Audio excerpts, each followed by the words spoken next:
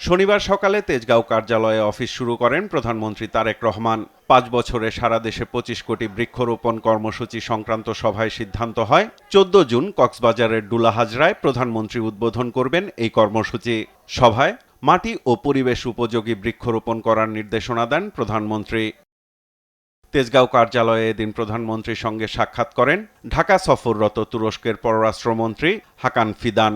এ সময় জাতিসংঘের সাধারণ পরিষদের ৮১তম অধিবেশনের সভাপতি পদে বাংলাদেশের প্রার্থীকে সমর্থন দেয়ায় তুরস্ক সরকারকে ধন্যবাদ জানান প্রধানমন্ত্রী। বাংলাদেশ তুরস্কের মধ্যে সম্পর্ক উন্নয়নের লক্ষ্যে দুই দেশের প্রতিরক্ষা ও পররাষ্ট্রমন্ত্রী পর্যায়ে বছরে ২ বার বৈঠক আয়োজনেরও সিদ্ধান্ত হয়। এদিন সরকার প্রধানের সভাপতিত্বে স্বাস্থ্য মন্ত্রণালয়ের জন্য দেশীয় প্রযুক্তিতে অ্যাম্বুলেন্স তৈরি সংক্রান্ত সভা অনুষ্ঠিত হয়। এতে ২ ধরনের অ্যাম্বুলেন্স তৈরির সিদ্ধান্ত হয়েছে বলে পরে সংবাদ সম্মেলনে জানিয়েছেন স্বাস্থ্যমন্ত্রী।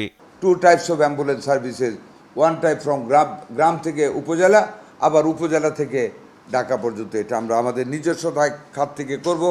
আমাদের ইঞ্জিনিয়ারিং বুয়েট তারা এটা নকশা করতেছে, তারপর নকশা ফাইনাল হলে আমাদের দেশে গাড়ি প্রস্তুতকারকদের আমরা সেটা দেব, ওনারা নিজেরা প্রস্তুত করবেন এবং একটা মূল্য নির্ধারণ করে রাষ্ট্রীয় পর্যায়ে আপনারাও জানবেন সেই গাড়ি নির্মাণ করা হবে। প্রকল্প সফল হলে আগামী বছর থেকেই দেশীয় প্রযুক্তির অ্যাম্বুলেন্স সারা দেশের হাসপাতালগুলোতে সরবরাহ করা হবে বলে জানান মন্ত্রী।